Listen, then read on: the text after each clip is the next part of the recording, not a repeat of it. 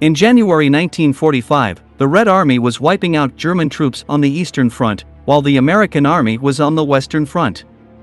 Adolf Hitler, little by little, got used to the idea that his defeat was imminent. Taking refuge in his bunker, the last months of the Führer's life were consumed by terror and paranoia. After what had happened to his Italian ally Benito Mussolini, Hitler wanted to avoid being caught by enemy forces at all costs.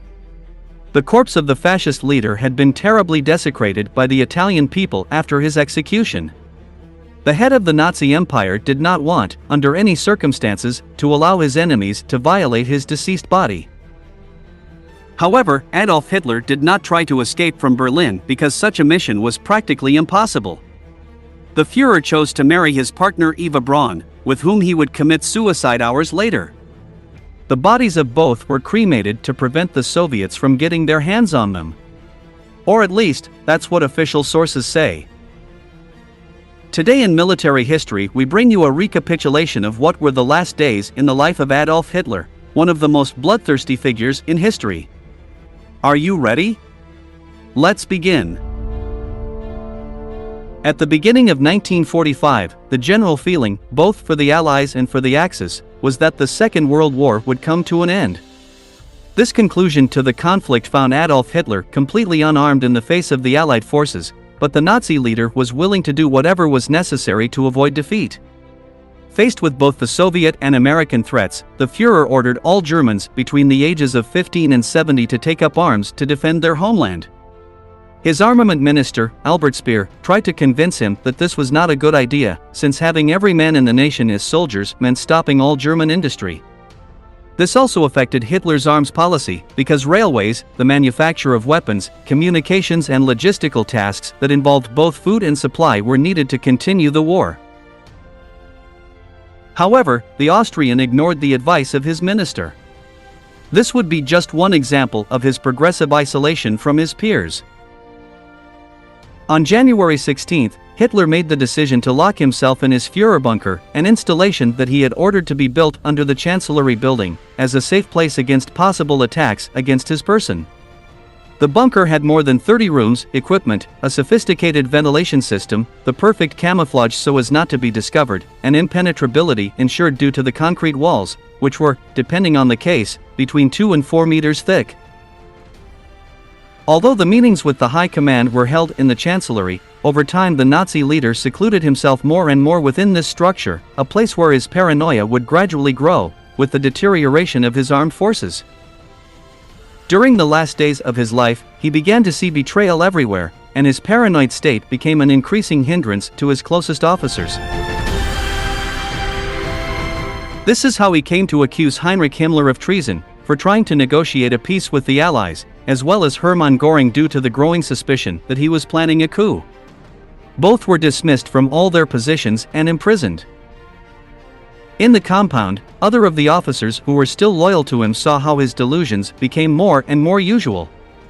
One of them occurred on April 27, when the Nazi leader summoned Otto Gunsch, an SS officer, and ordered him to mobilize his 8,000 soldiers to break the Russian siege that hung over the city. The subordinate did not understand the request, since he had already let his boss know that he only had 2,000 poorly organized soldiers. This was not satisfactory to the deranged mind of the Führer, who accused his officer of being a liar. Something that is rarely talked about in reference to the last days of Hitler and his regime is the impact that the imminent defeat had on an army that was doing everything possible to overcome the situation. As historian Antony Beevor explains in his essay Berlin, The Fall, 1945, by the end of the war some of the younger soldiers began compulsively drinking and having sex. The desperation before a possible and quick death led these men to indulge in vices to ignore their situation. The same thing happened inside the bunker where the Führer was hiding. It was common for those who surrounded Hitler to live between drunkenness, using any situation as an excuse to take a bottle and ignore that they had the Allies on their necks. On April 29, 1945, Adolf Hitler and Eva Braun, his partner, got married inside the bunker and went to bed. Practically none of them slept a wink that night, since they were aware that their hours were numbered. After Benito Mussolini and his lover Clara Petacci were shot together, and their bodies violated and desecrated by an enraged Italian people, Hitler wanted to escape this fate at all costs, both for himself and for his recent wife.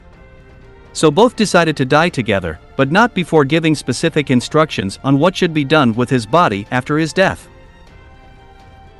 At noon on April 30th, Hitler and his wife locked themselves in a room. At 3:30 p.m. a shot was heard from inside. When Officer Martin Bormann and other assistants checked inside the room, they found the Führer shot in the head with his Walther PPK 7.65. Eva Braun was also dead, but the woman had ingested a cyanide capsule that killed her almost instantly. The bodies of both were taken to the surface and cremated, to prevent the Soviets from seizing them. The next morning, the Red Army conquered Berlin, and Stalin asked for proof that his rival had indeed died. Although Adolf Hitler's dental technician and assistant were captured to confirm that the dental remains found buried in the chancellery belonged to the Führer and his wife, Stalin disbelieved this version of events. But the Soviet leader was not the only one to suspect the situation, so numerous theories began to emerge about the true final destination of the Führer. The best-known claims that Hitler escaped from Germany in a U-boat submarine to South America, to be more specific, to the city of Bariloche in southern Argentina. Another theory explains that the Nazi leader escaped to a secret base located in Antarctica. But studies conducted on the aforementioned dentures in 1968, 1972, and 2017 supported the official version of events. Do you think Hitler really died in his bunker on April 30, 1945, or did he manage to hatch a plan to escape?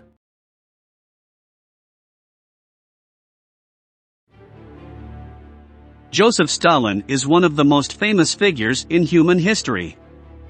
He was born into a poor family as the son of a violent father, and in time became the top dictator of the Soviet Union. He ruled with an iron fist, exterminating all those who opposed him, and led a ferocious war against the ranks of Adolf Hitler. During the 30 years that he remained at the top of power, he used terror to quiet the population and consolidate a particular communist regime, which had him as the center of a cult of personality. No one suspected that a man of such audacity, cunning and ruthless like few others, would meet with a pathetic and painful end. In his last moments, the dictator ended up reaping what he had sown throughout his entire life. Do not move from your screen, because in the next few minutes, we will tell you everything about the terrible death of Stalin. For decades, no one dared to raise their voice against Joseph Stalin, the General Secretary of the Soviet Communist Party. The leader silenced his opponents using the NKVD, that is, the People's Commissariat for Internal Affairs, a state body with police functions that allowed him to control national politics and manage it at will. The purges organized by the regime claimed hundreds of thousands of lives, many of them supporters of communism whose only sin was to disagree with the dictator. For these people, a summary execution by a shot to the head or a long stay in a gulag, the regime's concentration camps, awaited.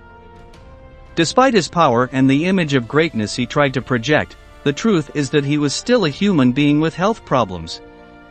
The stress of World War II took its toll on his body, and towards the end of the war his physical discomfort began to manifest itself in worrisome ways. The General Secretary was a heavy drinker, a habit he may have inherited from his father, who had been a hopeless alcoholic. Stalin followed in his footsteps and developed a fondness for drinking which, combined with his passion for tobacco, proved deadly. Towards the end of the war, he already had advanced atherosclerosis, a disease that causes the arteries to harden due to the accumulation of fat and cholesterol. The only way to keep this condition at bay was to watch his weight and quit smoking, two things the dictator never did. In April 1945, as World War II was drawing to a close, Stalin suffered a stroke. Although it was light and he recovered quickly, this prevented him from participating in the festivities that were held to celebrate the victory over Nazi Germany. At this event, the Secretary General was supposed to parade on horseback, saluting the population like a hero. Since he was in no condition to ride, these honors went to General Zhukov, who had led the Red Army.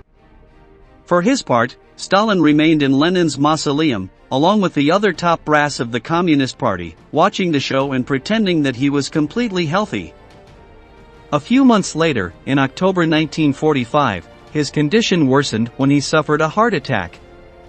It was clear that he had to change his lifestyle if he wanted to continue living, so his doctors recommended that he relax and delegate government tasks to his subordinates. From this moment on, the dictator took longer and longer vacations, reaching the point of resting for 5 months in a row. On the other hand, he spent more and more time at his dacha, a personal residence located in the countryside, from where he directed the fate of the Soviet Union. Meanwhile, as his body deteriorated, his psyche followed a similar path, and a growing paranoia gripped him. By 1952, Stalin's distrust of his doctors was complete, and he became convinced that they were plotting to remove him from power. Many health professionals were arrested and, under the orders of the dictator, subjected to terrible torture for revealing information about the alleged coup. On the night of February 28, 1953, Joseph Stalin summoned his circle of trust to his dacha to share an evening. The general secretary used to do this, since self-imposed loneliness led him to depression. He liked to phone his friends, who were senior ministers and officials of the Soviet government, to invite them to have dinner and watch movies. The genre that he most enjoyed was, paradoxically, the Western, that is, the type of film par excellence produced in the United States, the great rival of communism.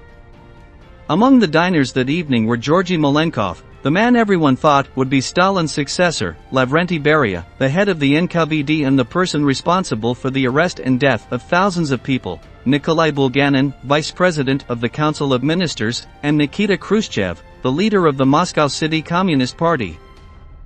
It was a routine dinner, where alcohol, cigarettes, and political conversations abounded. Witnesses recall that Stalin was in a good mood, playing pranks on Khrushchev and laughing at everything. Around 4 in the morning, the guests left and the dictator went to his office to sleep. He ordered his guards not to disturb him until he had woken up and closed the door. However, the hours passed and Stalin did not appear, so the custodians were involved in a dilemma.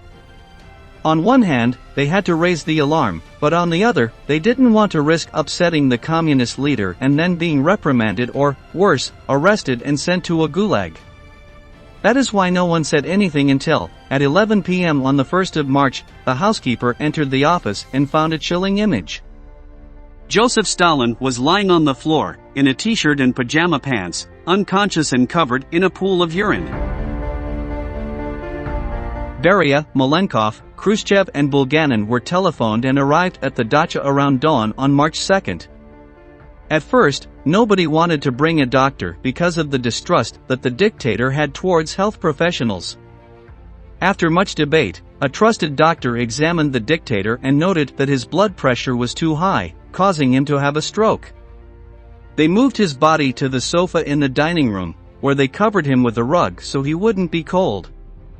The doctors who examined him were terrified, as they thought that if their patient died, they would be accused of treason and killed.